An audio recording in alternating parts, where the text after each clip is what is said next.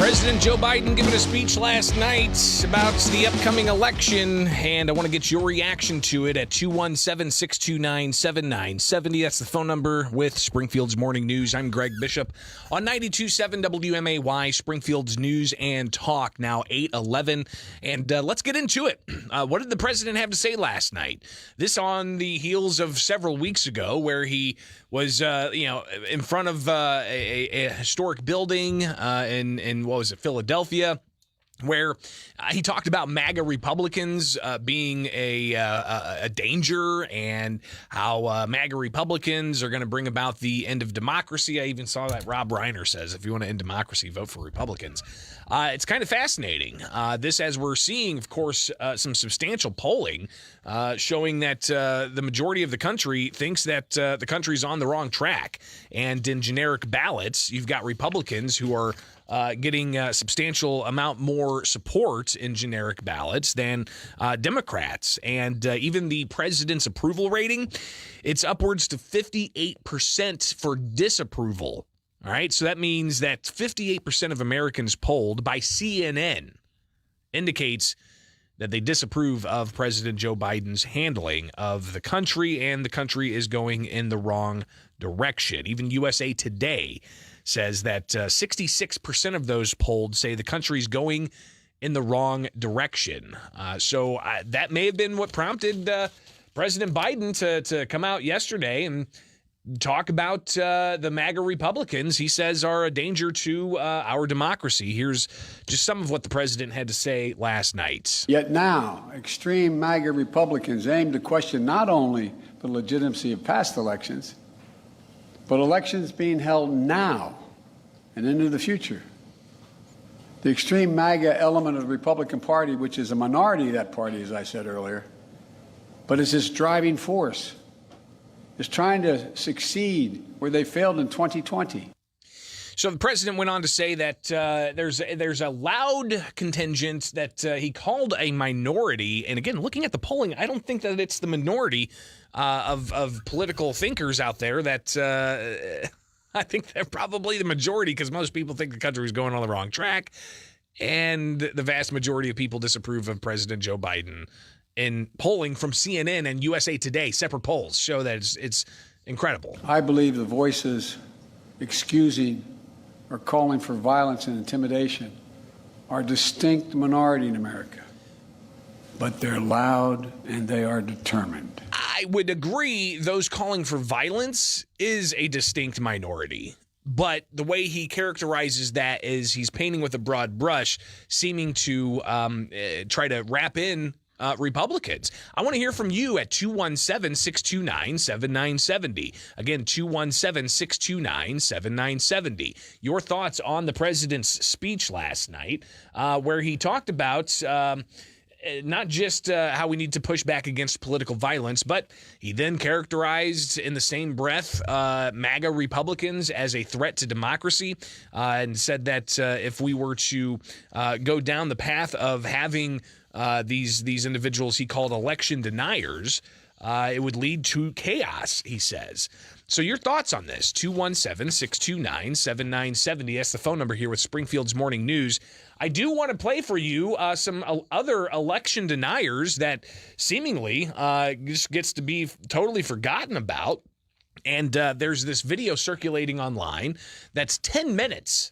I'm not going to play you the whole thing, but it's 10 minutes worth of Democrats denying the 2016 election. Everybody from former presidents to former presidential candidates to Congress people and so on, essentially denying the 2016 election outcome. So again, here's just some of that. You can run the best campaign. You can even become the nominee. And you can have the election stolen from you. How can you win with Russian interference, though? That's a real what I'm thing. scared about in 2020. But rightly. Because I think he's an illegitimate president that didn't really win. So how do you fight against that in 2020? You are absolutely right. He's an illegitimate president in my mind. Would you be my vice presidential candidate? Folks, look, I absolutely agree. Trump didn't actually win the election in 2016. He lost the election, and he was put into office because the Russians interfered. Trump knows he's an illegitimate president. The president-elect, although legally elected, is not legitimate. I don't see this president-elect as a legitimate president. You said you believe that Russia's interference altered the outcome of the election. I do. We have a president who, if in fact... So again, it goes on from there. But I want to hear from you in reaction to the president's speech last night saying that election deniers are a danger to this country. Where were they 5 years ago when there were election deniers? Where were they 6 years ago when election deniers sustained that narrative of, well, Trump's an illegitimate president? Was it dangerous then? Did that lead to political violence? Did that lead to attempts to try to burn down the White House? And when they were blocked by Gates, when Trump was in office, he had to be put into a bunker. They went across the street and burned down a church. What about the political violence against Rand Paul? What about the other types of political violence we've seen? Of course, all of it needs to be condemned. But it's fascinating to see this. So I want to hear from you at 217-629-7970. Good morning. Good morning. One word explains all of this, Bishop. It's called projecting. And projection is when you accuse somebody else of doing exactly what you are doing. And not only exactly what you are doing, what you actually did for 4 straight years starting 6 years ago. That is all documented on video that we can all see. Yeah. Yeah, it's pretty incredible. The narrative, and I don't know if this is being spurred on by the polling showing that Democrats are expected to get their pants handed to them, or what the deal is. But it's in a way not recognizing that Democrat leaders for years denied the 2016 election, calling the president illegitimate, the corporate media parroting that. And for year upon year upon year, Russia collusion, the P-Gate, the dossier, the Mueller reports, all of these things for years, sowing that seed of division, sowing that mentality of, well, they're the other. They're Republicans. They support Orange Man bad. Therefore, political violence, the doors opened up, and it needs to be condemned. Back then, it should have been condemned. Even today, it should be condemned. Even when we've got political violence being threatened against the Republican gubernatorial candidate, Darren Bailey, a 21-year-old up in Chicago's charged with that. So let's get to your calls now again here with Springfield's Morning News on 92.7 WMAY. Springfield's News and Talk, your reaction to President Joe Biden's speech last night, saying that MAGA Republicans are a threat to democracy, and if we elect a slew of people across the country that are Republicans, it could lead to chaos, he says. Your thoughts? Corn Pop was a bad dude, and he ran with a bad crew. Yeah, that's also some statements that the president has made in the past, but appreciate your attempt at comedy hour here. But no, I really do want to hear from you at 217-629-7970. That's the phone number. Good morning. You're on WMAY. Hey, Greg. So the caller before last hit it right on the nose, It's just a bunch of projections, and it's just full of hypocrisy, to be quite honest. And they're in fear because they are going to lose power, and that's exactly what's coming about. So do you think that they're getting ready to, in a way, say that Republican-controlled states manipulated the vote, that's why Republicans won, and anybody who says that Democrat states that Democrats lead, then they're election deniers and a threat to the country? Exactly. They are setting the stage. They know the inevitable is going to be here, and so they are setting the stage so that they can now feel that all of their complaining and nagging is going to be justified.